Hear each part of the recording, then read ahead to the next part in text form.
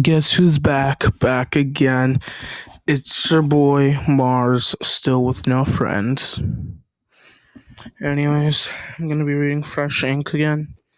If you can't tell by the video, so last time we did Eraser, whatever, and this time we're doing Meet Cute. So, it starts on page 14 by Melinda Lowe. Agent Donna Scully was not in a good mood. Nick watched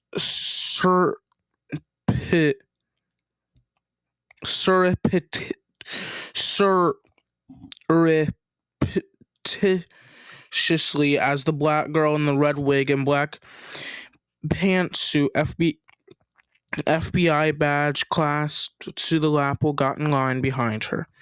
She was scowling at her cell phone and texting furiously when she finished her message, and pocketed her phone and crossed her arms. Irritated from the irritated frown still in place as she looked over the crowd.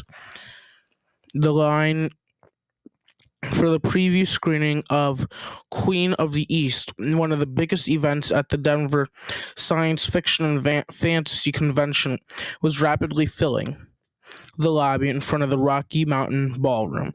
Nick spotted a Star Wars Rebel Alliance group, two minions and a bunch of people dressed as the Queen of the East herself in her gold leggings, shiny black trench, and silver hair. The multi-story lobby echoed with the sounds of excited chatter about the upcoming preview. Nick eyed Scully. "Did Mulder piss you off or something?" Scully's gaze jerked to Nick. "What?" she snapped. Nick held up a hand. "Sorry, you seemed upset." "Upset?" Scully repeated, her lip curling. "Who are you?" Her eyes swept Nick up and down in a decidedly judgmental manner that made Nick flinch. "I'm Gender Flipped Sulu," Scully said. Nick was surprised. "Yeah, how do you know?" Scully gestured to the Starfleet insignia on Nick's shirt. "It's not rocket science, and there's only one Asian on Star Trek." Nick frowned. "Yeah, well," Scully was unexpectedly hostile for a DenCon cosplayer. Nick turned away, feeling uncomfortably insulted, and glanced at the group of guys ahead of her in line. They were dressed as zombies, which indicated a distinct lack of creativity, but at least none of them were angry at her for no reason. One of them nodded at her. "Yo, Sulu," he said. He did a double take. "Wait, you're a girl. How does that work?" Nick's mood already soured. It went further south. "How does your mouth work when it's dripping with that bloody drool?" The zombie, whose face was painted with gross, slimy makeup, looked startled. "I hate it when girls think they can cosplay men," one of the other zombies said. He had a glistening trail of drool on his chin. "It always looks so lame. I hate it when guys think slapping on fake blood and plastic wounds equals to anything remotely cool," Scully said. "And stop insulting disabled people." The zombies blinked in unison. "Dude," drool-faced zombie said, shaking his head. "Somebody's on the rag." Scully gave him a smile so sharp it made Nick think of a shark baring its teeth. Are you afraid of bleeding woman? Not sure I'll survive as a zombie." Nick stifled a laugh while the guys gaped at Scully. They shuffled together, their egos clearly deflated, and turned their backs in a huff. Nick realized they were probably in high school like her, hiding their pimply faces beneath all that zombie makeup. They were no match for poised and slightly vicious put-downs from a pretty girl. Isn't role-playing like just to have fun? Why are you making fun of each other in the first place?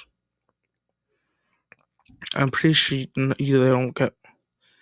don't understand what role playing is meant to be. Oh look, you can listen to Fresh Ink on Audible. No wonder nobody's gonna listen to this. Anyways, back to the book. "That was awesome," Nick said to Scully. "I'm tired of holes." Her expression softened slightly. Sorry if I acted like one. No, you didn't. I made a bad joke. Sorry. Scully shrugged. No, it was a good joke. Mulder did piss me off. What? Nick said, laughing. Did you come with a muddler? I came with a muddler and a Krysek, she said, rolling her eyes. But they're a couple, and I'm tired of being the third wheel, so I decided to come see this preview without them. There's so much meta going on in what you said. I can't even, Nick said. Scully grinned. Yeah, well, Muddler's real name is Cassie, and Craig's real name is Sebastian. They've only been together for like 3 weeks, so they're totally into each other. We came up with our cosplay as a trio. Seb is Latino, so he and I are both race bending our characters. See, we even did our IDs. She detached her FBI badge and showed Nick the photo. She had pasted a small picture of herself in costume above the FBI seal, identifying her as Special Agent Dana Scully. I don't know what they're cosplaying. I don't know this. I might like media and stuff, but I don't keep up with it. I don't watch a lot of TV shows and movies and stuff. Nice, Nick said. What's your real name? Tammy, how about you? Nick. You're not wearing a wig, Tammy observed. Nick touched her gelled hair. No. That's some commitment there. Nah, this is just my regular hair. I did some super strength gel, though. Like if you watch the recent movies, John Cho's hair never moves. Do you like his version of Sulu better than George Takei's? Well, I mean, I like them both. I thought it was cool that they made John Cho Sulu gay.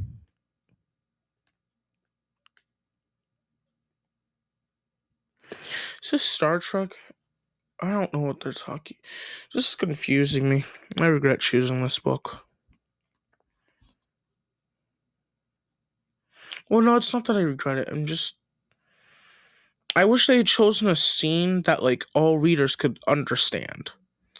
But then again, this book was made so that way there would be a scene that each reader could feel attached to. Anyways, back to the book. Did you hear that George Tacky didn't like it? Yeah, but I think it's about time. And I'm happy that Sulu got to be the gay character. Too bad there can only be one, though, even in the Star Trek universe.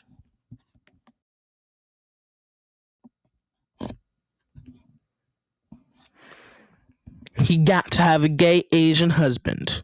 With no lines, Nick pointed out. But it's fine. I'm glad he exists. It would be nice if they even had a queer female character, though. Tammy didn't answer at first. Nick wondered if Tammy was about to ask her a personal question. But then Tammy nodded, yeah, totally. Nick gave Tammy a closer look. She was cute. Definitely.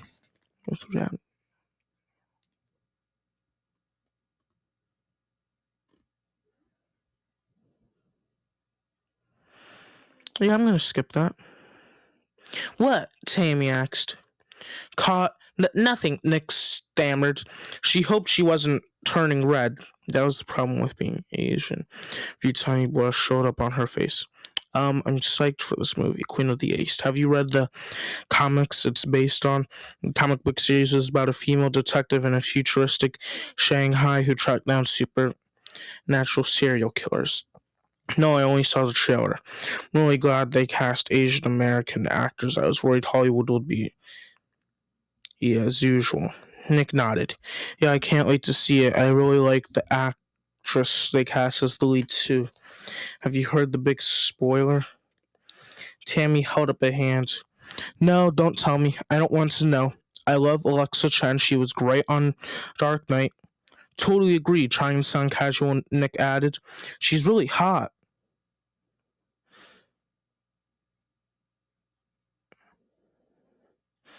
I regret this book so much. I wish I'd started reading sooner. So that way I wasn't forced to read this book. Because I have less than 10 days to finish my reading project. Anyways, Tammy's eyebrows rose slightly and her smile broadened. Yeah, so the fluorescent lights overhead flickered and went out, with a popping sound plunging the lobby into darkness. Only the exit signs over the doors remained lit. For a moment, all conversation ceased. Then everyone started talking at once. What the hell? Nick said. What's going on? Tammy asked. Someone pushed open a set of double doors, letting in dull light from the corridor outside. Though the doorway rain lashed the floor to ceiling windows that lined the entrance of the conversation center. Everyone was pulling out their phone.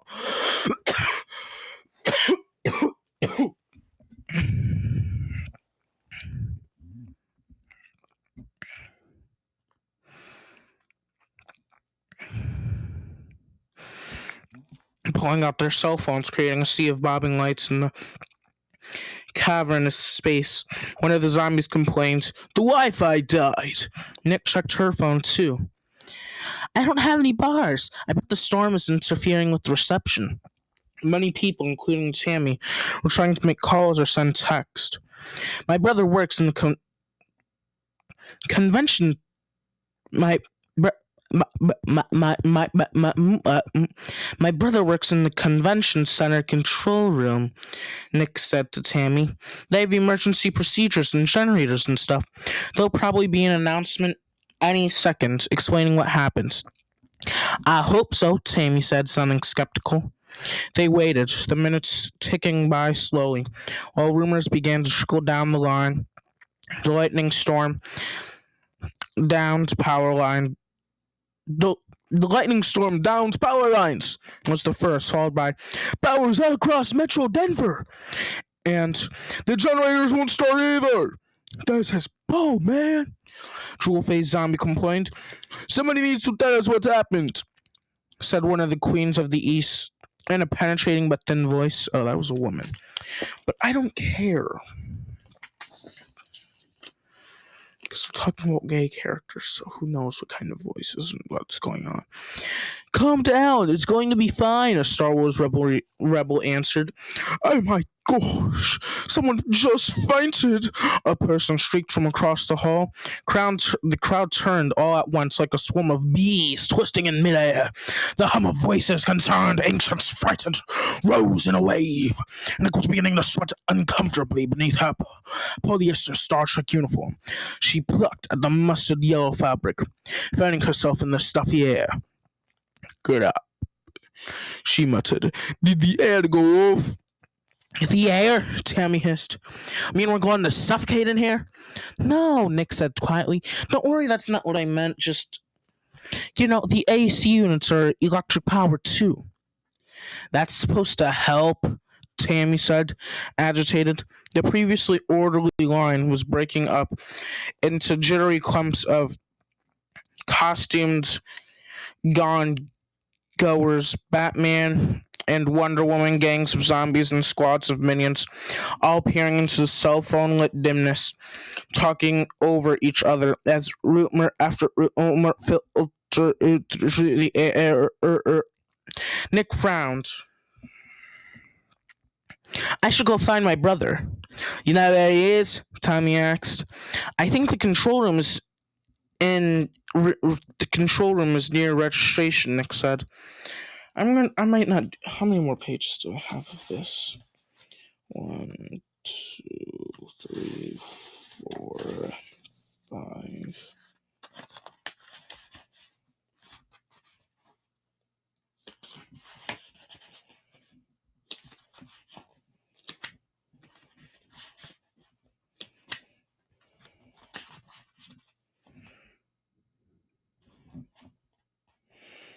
I have 17 more pages. Yeah, I'm not.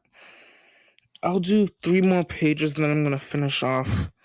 Oh no, I'm gonna do this one because it looks like there's a kind of like a time where they go to the next scene. I think the control room is near the registration, Nick said. She didn't add that the convention center was an impenetrable maze even when the lights were on, that she'd never before visited her brother in his office. These people are beginning to freak, Tommy said, shaking her head. Look at them, they're a mess. The collective anxiety was catching Nick. Felt it crawling over her skin in a disturbing electric buzz. She didn't care so much about the lights, but being engulfed by a nervous crowd set off her claustrophobia. I have to get out of here, Nick said. She began to move toward the exit, pushing through the caped Batman. Tammy followed her. Wait, I want to go with you. Besides, it's dark out there and you need some lights. Tammy pulled a flashlight from her back pocket. Why does she have a flashlight? Who carries around a flashlight? Like, I carry around a whole bunch of stuff, but I don't carry around a flashlight. Everybody has phones, like it said before. Is she an actual cop? I feel like she's an actual cop. I feel like this is a terrorist attack. Hear the sentence. Nick gaped at her. You have a flashlight? Even the characters are surprised she has a flashlight. Tammy cocked her head as if Nick were being dense. Agent Scully does. Nick shook her head in wonder. Okay, let's go. Alright, that's it. So I hope you enjoyed this video. See you next time, gamers.